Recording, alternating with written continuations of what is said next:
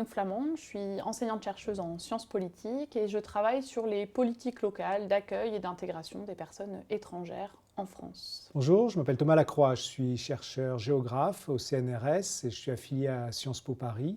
Je travaille essentiellement sur les questions de gouvernance locale et puis surtout en particulier de réseaux de villes.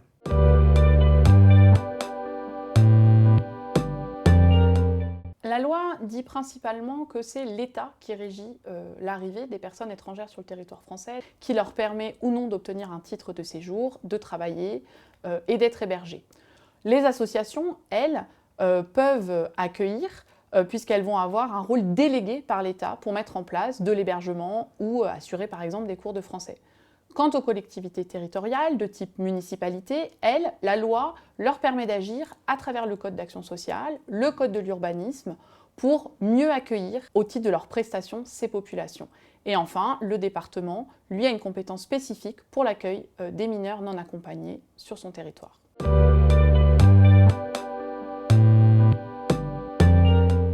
Jusqu'à présent, ce qu'on voit se dessiner, c'est finalement une gouvernance multiniveau par défaut, dans lequel l'échelon inférieur prend en charge les domaines ou les publics qui ne sont pas pris en charge par l'échelon supérieur. De ce fait, ça crée une confusion. Ça conduit les acteurs, notamment collectifs, associatifs, à être en difficulté quand ils ne savent plus vers qui se tourner, et donc souvent à aller taper à la porte des municipalités, à leur demander d'en faire plus, alors que l'État pourrait être responsable. Or, l'action de l'État est contrainte par deux limites. La première limite, c'est une limite technique, une limite matérielle, lorsque le nombre de migrants dépasse ses capacités d'hébergement. La deuxième limite, c'est une limite plus juridique.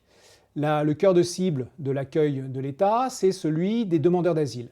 Or, quid des personnes qui sont en situation de flou juridique, par exemple les personnes déboutées d'asile ou encore les mineurs non accompagnés à qui l'on a dénié le statut de minorité. Alors les conséquences de cette confusion, elles retombent en particulier sur les migrants eux-mêmes, notamment lorsqu'on les voit naviguer entre des hébergements formels et retomber dans un système plus informel. Donc par exemple, ces mineurs à qui l'on a refusé le statut de minorité, qui se retrouvent à la rue, et pour s'intégrer dans un tissu social local, il faut du temps, il faut de la stabilité, et la première condition de cette insertion, c'est une stabilité en termes de logement. Pour moi, dans les conséquences, quand l'hébergement débute, souvent dans des situations d'urgence, les acteurs locaux, les municipalités notamment, n'anticipent pas le temps de cet hébergement qui va être coûteux financièrement. On peut signaler à ce titre que très récemment, 6 collectivités territoriales ont attaqué l'État en justice pour défaut de prise en charge des personnes sans domicile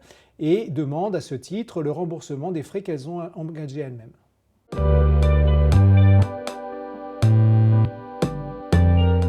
La cible principale des politiques d'accueil en France, ce sont les personnes qui demandent l'asile sur le territoire français.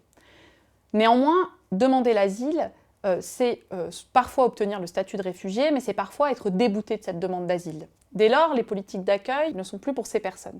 On a alors des politiques d'accueil qui vont être sélectives puisqu'elles vont laisser de côté les personnes en situation irrégulière ou les personnes qui sont entre différents titres de séjour.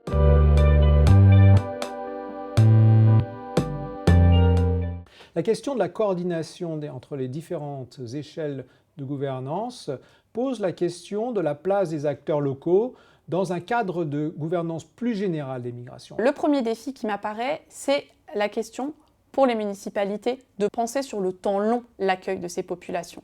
Les politiques d'accueil sont de plus en plus tournées vers des réponses à l'urgence de la mise à l'abri, de l'urgence de sortir de la rue, sans penser aux enjeux d'insertion des personnes qui sont arrivées et qui vont avoir aussi des difficultés en termes linguistiques, en termes d'équivalence de leur diplôme, mais aussi de santé psychique, physique. Les villes elles-mêmes connaissent cet enjeu, en discutent entre elles. J'en veux pour exemple la multiplication des réseaux de villes, comme l'Association nationale des villes et territoires accueillants, mais également comme Métropolis, comme le Parlement mondial des maires. Deuxième défi, c'est celui des collectifs militants qui se sont substitués par moment à l'État, aux collectivités pour accueillir ces personnes et qui ressentent une fatigue, une forme de lassitude face à des situations administratives qui ne se déverrouillent pas. Comment ces bénévoles vont pouvoir continuer à assurer, à se substituer aux autorités publiques alors même que la question migratoire est un phénomène structurel de nos sociétés.